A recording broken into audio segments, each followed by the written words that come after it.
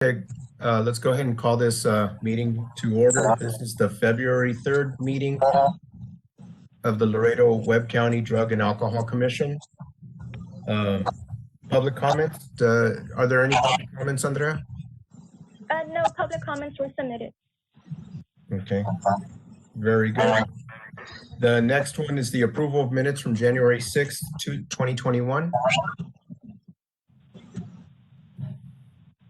I've read them and I motion to approve them. We have a motion to approve. Do we have a second? I second the motion. Second, Gerardo Montemayor. Motion approved. Jesse Hernandez. Okay, so moved. Item number 4, discussion and possible action update on the detox facility. Well, that's me. So the update on the detox facility is I invite everybody to watch the next city council meeting, which will be on February 16th.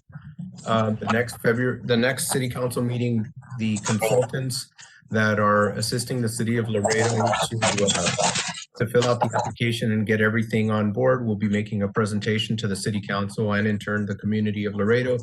So they would provide an excellent update on where we're at in the whole process and what we plan to do.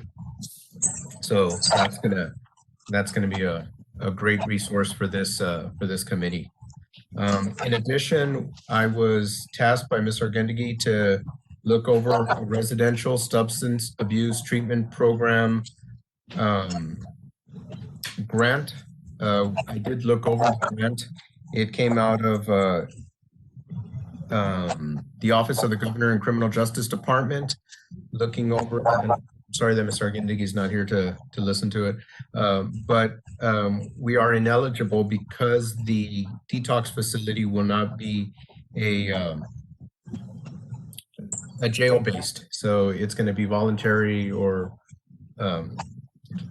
involuntary. The one that came out of the state of Texas, was office or from the Department of State Health Services? Because I didn't see that grant at all. I typically look at grants. Okay. This one is the Residential Substance Abuse Treatment Program. Yeah, I'll send it to you, Jesse. It's Yeah, I believe it's through the Office of the Governor. yeah. okay, Office of the Governor. So that then it might be one of the jail-based programs that, like the one that I wrote last year. I think it's the same one. Yes, but the whole issue that we got caught here in Webb County was the fact that because of COVID, both the city and the county, I think the county didn't want to move forward with the program that because we got funded last year for the medication assisted treatment program. And I just found out last week that the county decided to opt out because of the COVID. They didn't want anyone to be going in and out of jail, even though we explained we could do it virtually. So that funding that we had, that we got from the governor, the county opted out. And I understand it because I just found this out last week because of the COVID right now. And so we'll be looking for new opportunities in the future. But if it is from the Office of the Governor, then it should be one of the jail-based programs. Correct. Okay. All right. Thank you for that, Jesse. The next discussion and possible action, work group reports. I got all the names and numbers. I guess once I think maybe after we move forward this month and find out what's going on with the city, then maybe Gerardo and I and the rest of the work group can get together to look at what we need to do. Because I guess the next step would be really to make recommendations and follow through with how the program needs to be staffed based on the number of beds and abilities, beds and how many people are going to be coming in, adolescents and males, to look at those staffing patterns to give some suggestions. I think that's where we ought to be at. Then really, if we want to proceed, we need to really start looking at a residential facility. Now, this is really where whoever wants to take the lead in the detox, because I know it's going to be a web Webb County, City of Laredo project. But we need to have someone run it. Yes. The Webb County, and so it has to be a licensed facility already. There's three licensed facilities in Laredo. There's SCAN, there is AMA, and there's Pillar. The only one that I ever see here showing up consistently is SCAN. And they have experience in running this. So then I think it would behoove us to, once this is run, to maybe put out an RFQ, if SCAN is the best qualified, then to assist them in getting an expansion of what they already have, Trinidad, or getting another facility that would meet the needs that we could build adjacent to the site. But it has to be one of the licensed sites. And like I said, the only ones that I mean, I see 1, 2, 3, I think maybe 4 people here, 3 people here that are always coming in from SCAN. I don't see anyone else. And so it has to be one of the licensed providers. And that's just my thought. And so once we move to that point and we say, okay, we want to do a facility right here, we put out an RFQ and say who's willing to do this. We have to build it, because they can't use anything for brick and mortar. But certainly, they have the skills. And to be quite honest, SCAN probably has the best skill set because they've been running residential programs for the longest time. So they have the best skill set. And then it would behoove us to work with whoever it is, because we have to put an RFQ out to say, okay, we will work with you. And, I know that I'd be committed to work with them. I think our work group at Arable and everybody would be committed to work with them because that's in the best interest of our community. That's just my thought.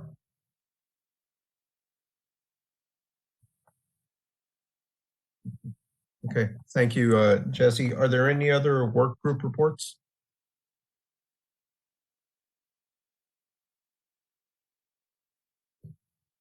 Okay, the next one is discussion and possible action with membership. I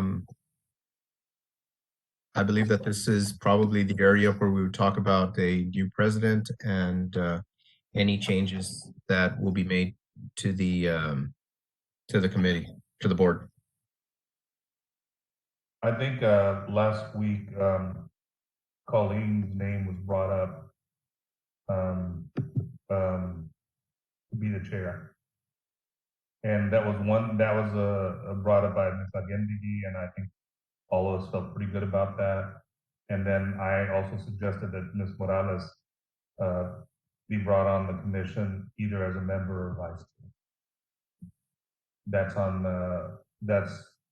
one of the last comments on the minute. So I guess in this area, we could actually, if somebody wants to move to, I'll make a motion to nominate Colleen as president of the Webb County and City of Laredo Drug and Alcohol Commission. And I'll second that motion. thank you, Mara. My English was kind of like taking a break today. Okay, and I'll second that motion. Things all day. Okay, and as for me, I'd like to motion that Ms. Morales be allowed to become a member. She's been to all the meetings last year. She has her own nonprofit that she helps the community with, and I'm hoping that we can approve her to be in the commission, and somebody can get one of the city council members or the commissioners, whoever it is, to have her come in. But I do recommend Marina to be on the commission. Okay, so I guess following the order, Colleen Rodriguez has been nominated to become the board president, board chairperson. We should take a vote. All in favor? Aye. Aye. Aye. Nancy. Aye. Opposed, same sign?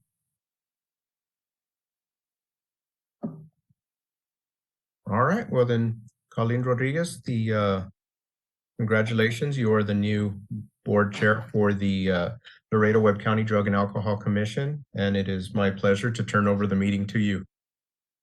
Thank you very much.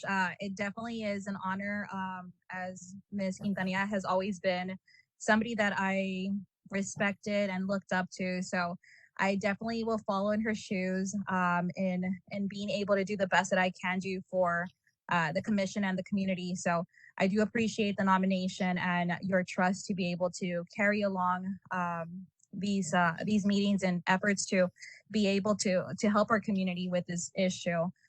With respects to Marina, I think she'd be a wonderful person to be able to be co-chair.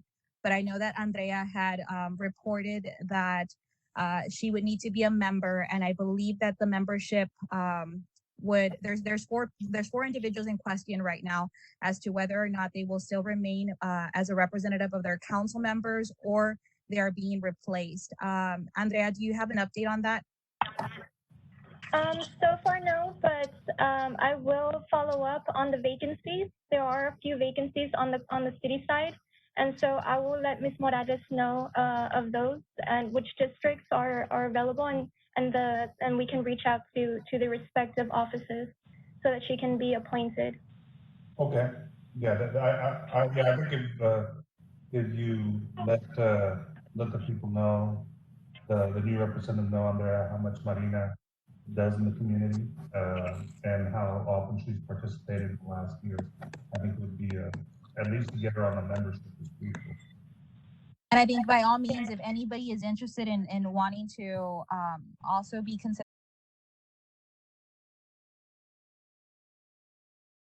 means please voice it. As a matter of fact, if you know that your council member has expired their term and there is a new council member in that district and you still want to continue to be part of the Drug and Alcohol Commission, please voice it out to that council member so that you remain in position to be able to continue with the efforts that you've done these last 2 years. I think Mr. Paul Thompson is one of those individuals that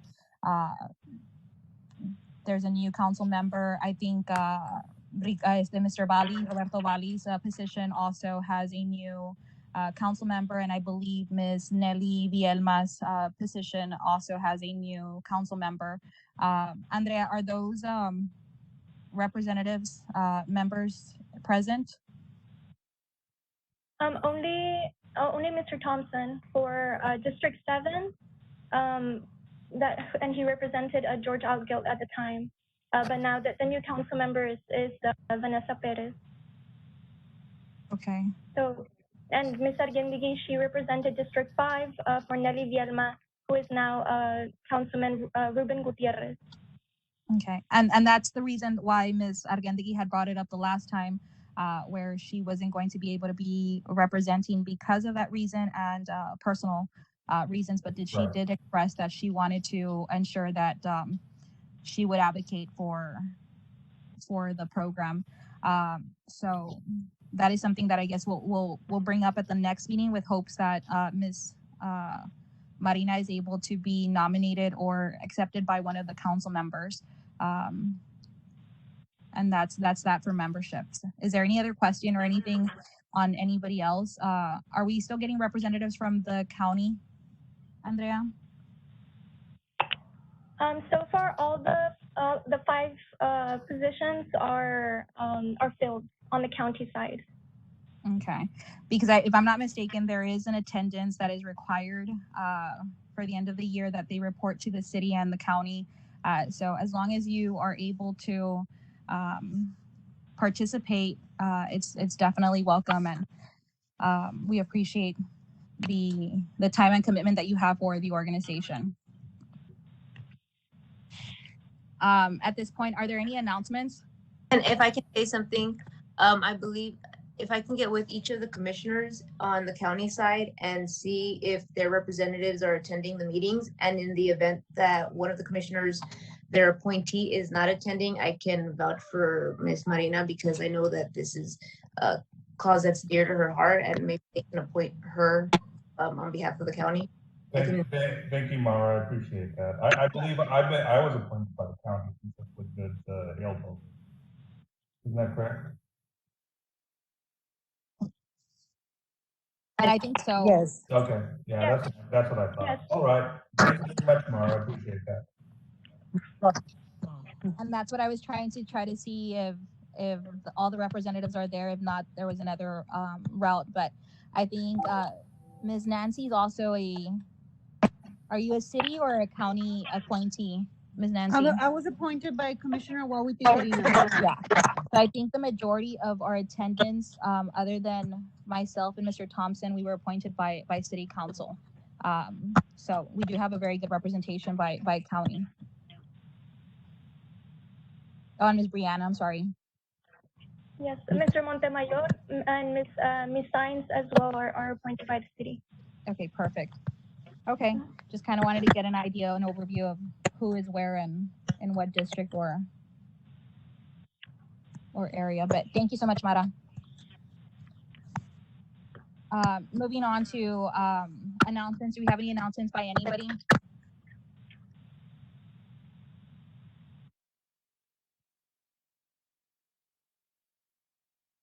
Any announcements?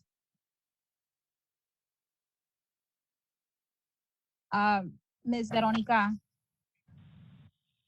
Yes. and I'm sorry to call you, but I know that I attended your meeting yesterday. Do you want to report on any updates that you had at yesterday's meeting that you'd want to share with us? Yes, I would like, first of all, to invite any of you that would like to attend the meeting. We have our next meeting, which is on March 2nd. It's always the first Tuesday of the month. And it's always at 11:30 and it ends at around 12:45. And we always have different guest speakers. This last time we had Victor from the DWI court, and we talked about the children of alcoholics. And we had a lot of information. It's an opportunity to share with the community members on different agencies, different programs that we have around the community, because a lot of people do not know what services that we have, and especially the free ones. So it's very important that we share that information. And we talked about what we've been doing with the coalition as far as educating parents in the community on. I had a lot of concerns with a lot of people that, you know, their kids are getting anxiety, and a lot of kids are, you know, getting anxiety because of COVID. They're just at home all the time, right? And what we try to tell people is that, you know, just make sure that you talk to your children about the dangers of alcohol and prescription drugs, because there's a lot of, you know, access to alcohol. Many people have alcohol at home, right? And prescription drugs, you know, the best way to make sure they're not getting any is locking it somewhere, or having it like in your room, your bedroom, or disposing of anything that you're not using. So we talked about the different things that we're doing, like giving out pouches to anybody that wants pouches to dispose of medication properly. We also talked about the different sites that are here in Laredo, for example, at the sheriff's office, with Constable de Valley, with Constable Villarreal at TAMIU, where people can go and dispose of medication.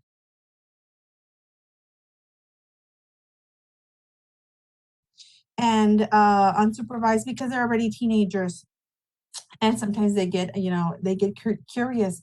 So that's what we talked about at the last meeting, and it was very informative. We had a lot of people attend. Colleen was there, Judge Liendo, you know, a lot of people from the community. So we have a lot of support from the schools as well, and parents, and, you know, different organizations. So you guys are more than welcome to join. I'll go ahead and send the invitation to Colleen, and hopefully she can send it to you all.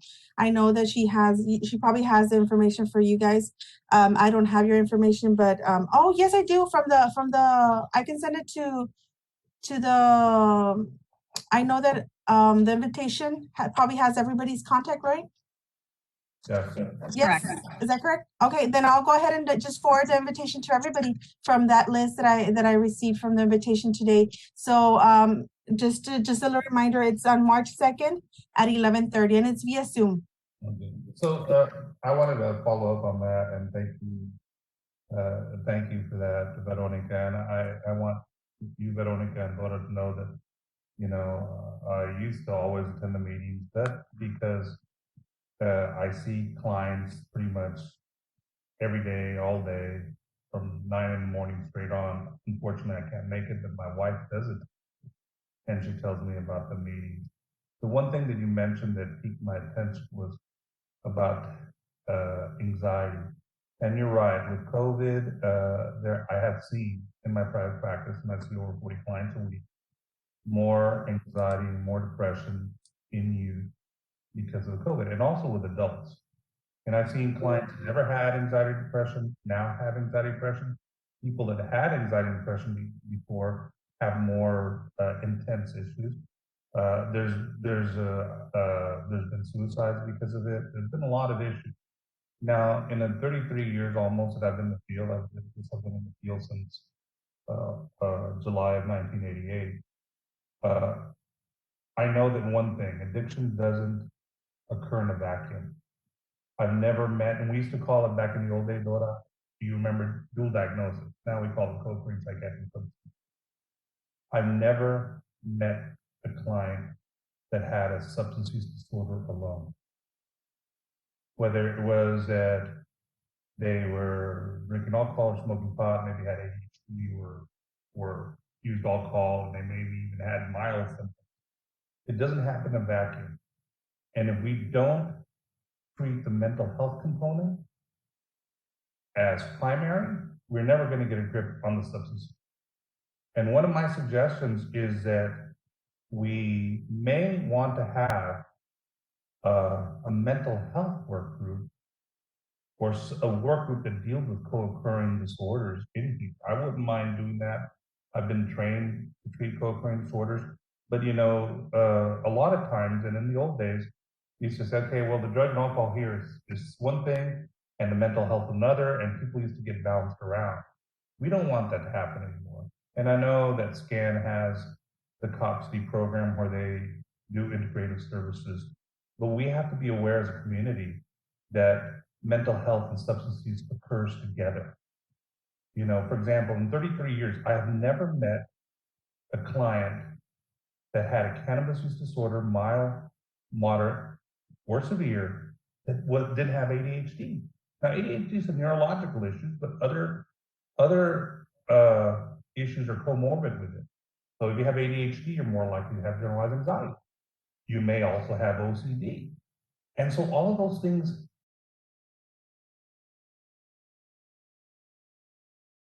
diagnosed with ADHD at an early age, whether you treat them with CBT or other types of treatments where you include a lot of exercise, or you treat them with medications, they don't get treated. I guarantee you, they're going to go out and use marijuana, and we're going to continue having that same problem.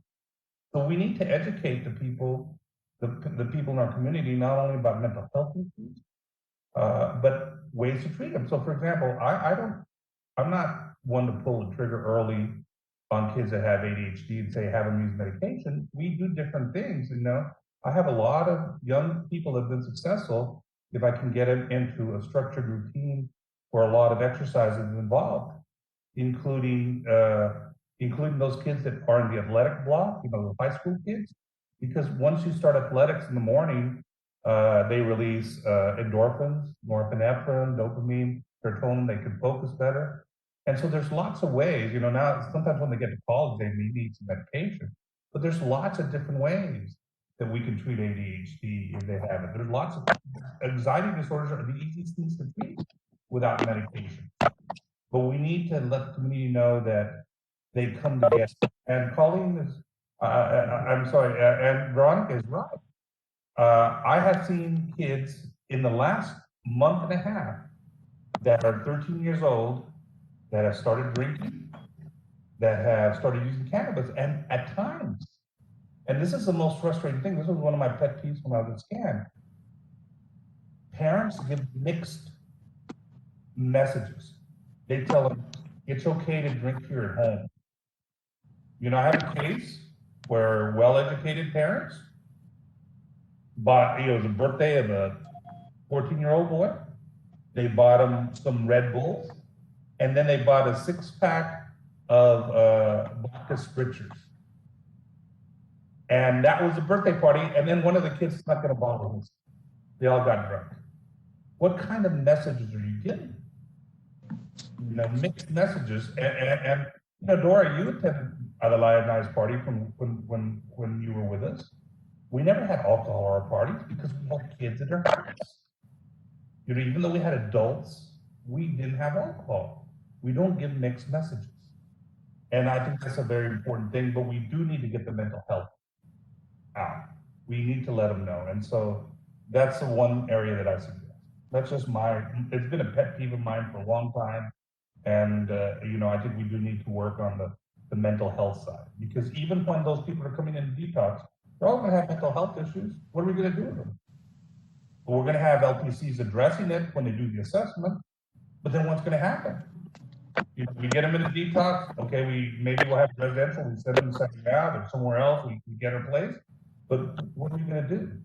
You know, when we come up with our residential piece, it has to be a piece that works, especially for people with co-occurring psychiatric and substance use disorders. We have to send our clients in the drug court and our veterans court out of town to get those types of services, because we don't have facilities where we have LPCs providing the services. And I believe SCAN does great services in setting it up. But the reality is that we are undermanned here in Laredo. Just my little rant.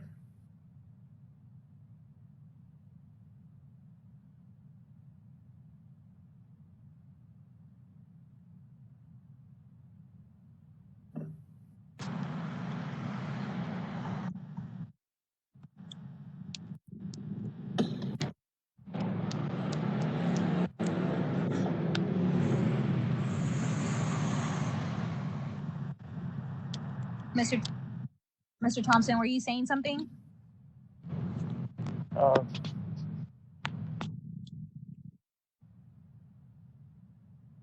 It was background noise. I'm sorry. Okay, I thought you had an announcement or had something to add on to what Mr. Hernandez said. But yes, that's what I wanted to actually get Veronica to state. But it's actually a very good idea, Jesse, because I've researched a couple of other advisory boards or commissions, and some of them actually have it in the name where it's a mental health, drug, and alcohol commission, or that they're inclusive of mental health, because mental health is primary, if not, I mean, it hasn't been an issue before, but it is something that I feel that we should do a subcommittee for it and have more discussion on it to be able to understand it better and as to why the issue exists. So thank you very much for that. Is there anybody else that has any announcements? And when that happens, I'll be happy to give a presentation on that. I've done many presentations on that. I'll be happy to talk about how that works. Thank you very much. Any other announcements? Chief Maciel, do you have any announcements on behalf of the Laredo Police Department? No, ma'am, I don't. Your attendance. Thank you everyone for attending. It is 6:11 with no other announcements. Do I have a motion for adjournment? I motion to be adjourned. Second. Okay. I have a first and a second. All in favor? Aye. Aye. Any opposed? Motion passes. Meeting ended at 6:11. Thank you so much.